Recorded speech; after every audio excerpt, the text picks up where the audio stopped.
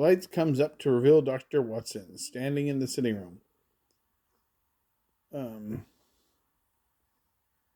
it all began, as these things do, with simplicity itself, a walking stick, left at our residence by an unknown visitor. However, the trail, like a labyrinth out of an ancient myth, led eventually to what my friend Sherlock Holmes described as the greatest and most dangerous case in the history of his career. It ended in a kind of reckless triumph, and along the way it renewed my respect for the greatest man I'd ever known. Holmes. Good morning, Watson. Watson. Morning, Holmes. Holmes. CCH 1894. What do you make of it, Watson? Well, applying your methods, Holmes, though I'm sure I can never quite equal them, I'd say that because the stick is scratched at the bottom, the man likes to take long walks and he lives in the country. Therefore, CCH stands for Country Club Hunt, and because such a gift is generally given upon retirement, I'd say that the fellow's a successful elderly medical man who has lived in the country his entire life and is obviously well beloved by his friends. Holmes. Excellent, Watson. Truly remarkable. Am I correct, then? Holmes. No, you're completely wrong. Really, Holmes? Holmes. Date on the back is 5 years old, and a young fellow under 30. And the rest of it? Maybe. Ah, yes, it is. A curly-haired spaniel. Holmes, please. How could you possibly know that? Holmes. And this is my friend, Dr. Watson. How do you do? So much, Dr. Mortimer. And there was so much excitement in Devonshire. Appears to be a statement of some sort. Dr. Mortimer. On the origins of the hounds of the Baskerville. Hound?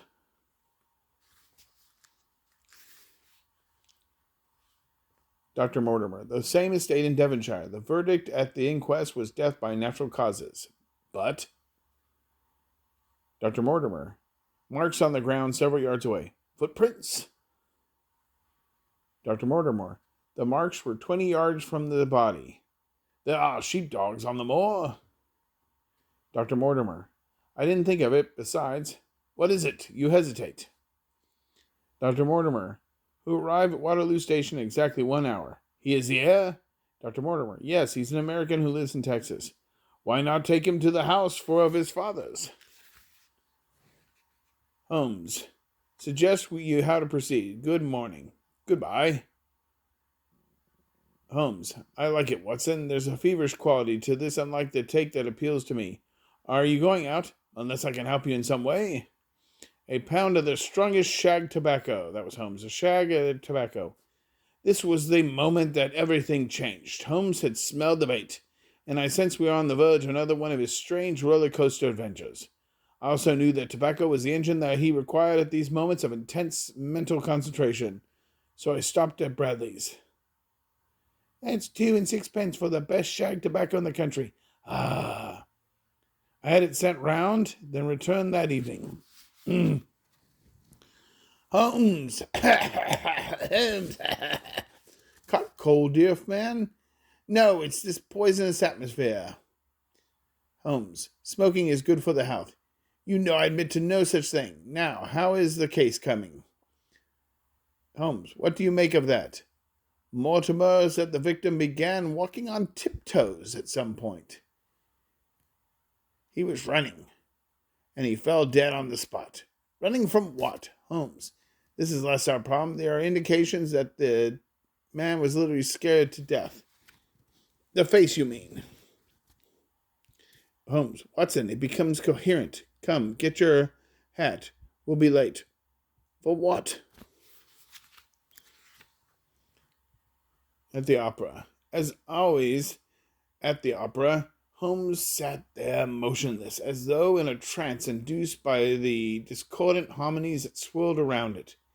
I have no doubt, however, that his brain was racing a mile a minute, sorting clues like a ciphering machine, while on the stage below us a woman named Flora Toscana was taking her revenge on the evil Baron Scarpia, acting out the kind of ruthless murder that had become part of our daily lives.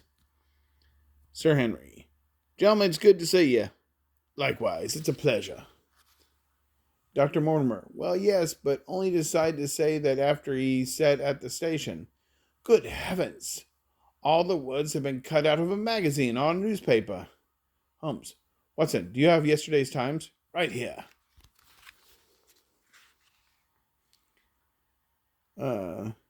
Henry, but what is the word more written out of hand? The word is less common and therefore harder to find in print. Well done, Watson. Thank you, Holmes. Dr. Mortimer, I've seen no one. The point remains whether Sir Henry should go to Devonshire or not. Holmes, do not question me. Go now. We shall see you later. Holmes, quick, Watson, your hat. Not a moment to lose. What?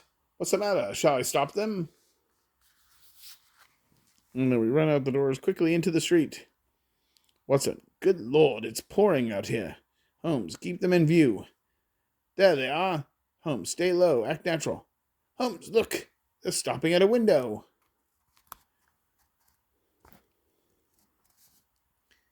Slowly forward again, it's following Sir Henry and Dr. Mortimer, Holmes says that. Oh, I say, he spotted us.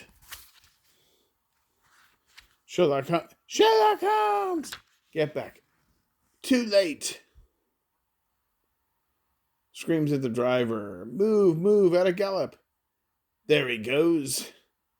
Holmes, Watson, find us a cab immediately. Taxi. Along with the successes you keep writing about. Who was the man? Holmes, I have no idea. But how are we going to find that, how did you know that he'd... Holmes, on foot, not in a cab. It's a pity we didn't get the number.